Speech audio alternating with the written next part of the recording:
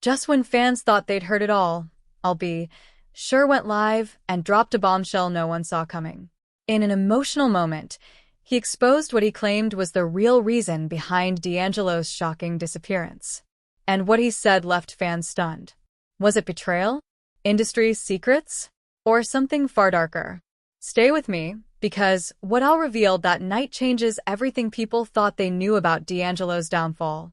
And trust me, the truth is far more twisted than anyone imagined.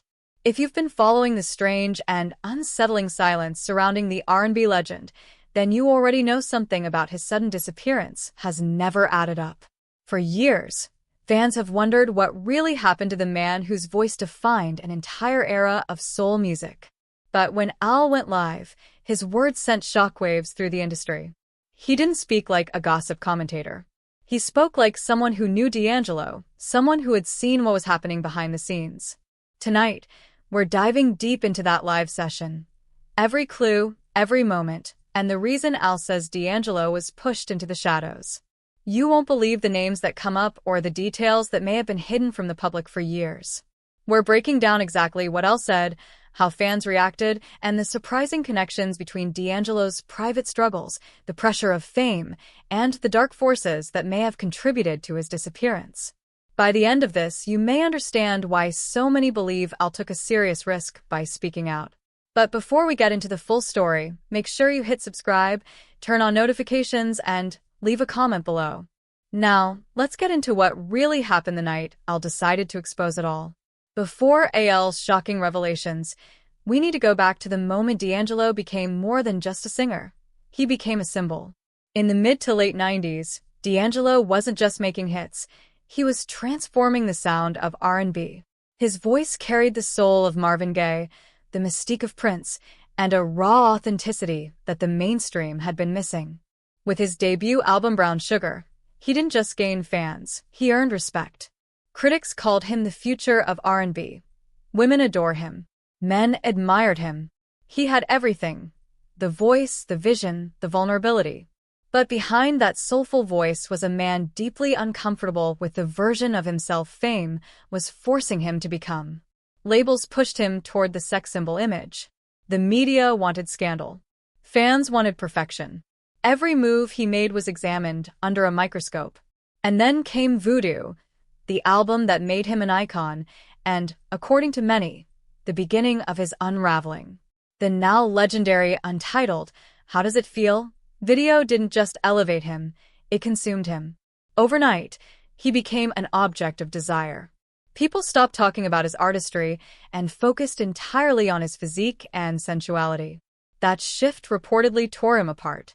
Friends say D'Angelo hated being sexualized. He wanted to be heard, not objectified. But the industry didn't care.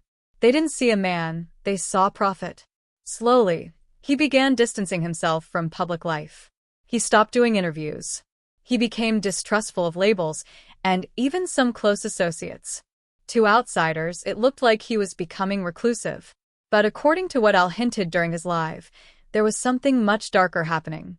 What Al suggested wasn't just burnout. It wasn't simple frustration. He was implying manipulation and control. According to him, powerful figures in the industry didn't just pressure D'Angelo, they tried to control him. And when he resisted, everything around him began to fall apart. After the massive success of Voodoo, everyone expected D'Angelo to dominate R&B for decades. Instead, he vanished. No tours. No interviews. No new music. It was as if he simply disappeared. Rumors filled the silence. Addiction, depression, legal issues, toxic contracts. And then there were whispers, ones people didn't dare speak too loudly, about individuals in high places who wanted him gone because he refused to play the game. D'Angelo began pushing back against executives who wanted to commercialize him. He turned down promotional campaigns. He refused to be molded into an image he didn't believe in. And that defiance, quiet, firm, and uncompromising, came at a cost. Behind closed doors, the momentum of his career began to crumble. Promoters pulled out. Collaborations evaporated. Partnerships fell apart. It wasn't a natural career decline, it was a quiet erasure. Then came the crash. The literal one. Reports said he'd been under the influence, but those close to him say the crash was a symptom, not the cause. He was exhausted, isolated, and surrounded by people who didn't always have his best interests at heart. After that, he retreated almost completely. And for years, no one had real answers. Not until Al spoke up. The night Al went live, fans expected nostalgia, stories from the past, a few laughs. But minutes in, everything changed. His tone dropped. His expression shifted. And he said, "People keep asking what happened to Dee, but they don't really want the answer. Because the truth will shake this whole thing." Suddenly, the room went still. He wasn't reminiscing. He was warning. He spoke about the darker side of the industry, about artists punished for refusing to comply, about success being used as leverage and weapon. Then he said D'Angelo's name. According to Al, D'Angelo wasn't just struggling internally. He was fighting a system designed to control artists through contracts, manipulation, and silence. When you don't go along with their narrative, he said, they make sure your career never sees the light again. Fans in the comments begged him to be careful. Others begged him to continue. Al explained that D'Angelo's push for creative freedom, his desire for ownership and truth, made him a threat. And when he began asking questions about contracts, royalties, and undisclosed deals, the walls started closing in. Then he said something that sent chills through viewers. When a brother wants his freedom, they label him difficult. When he wants the truth, they call him unstable.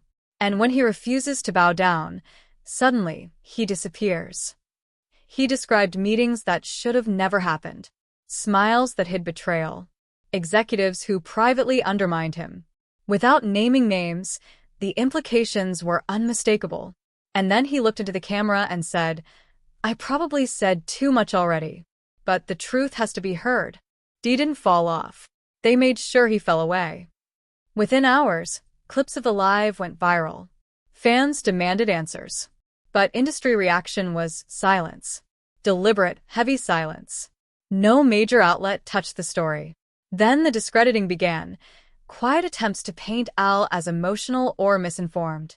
It was the same playbook used on Lauryn Hill, Prince, Michael Jackson. Any artist who questioned the system. Behind the scenes, even stranger things happened. Creators discussing the live reported their videos disappearing. Some got strikes. Others said their content suddenly stopped appearing in search results. It was as if something or someone didn't want this conversation spreading. Meanwhile, fans revisited D'Angelo's lyrics. In Devil's Pie, he sang about greed, corruption, and the price of fame. In Black Messiah, he leaned into betrayal and spiritual warfare. His videos showed isolation and entrapment. It was as if he'd been telling the truth all along through the only medium he controlled, his music.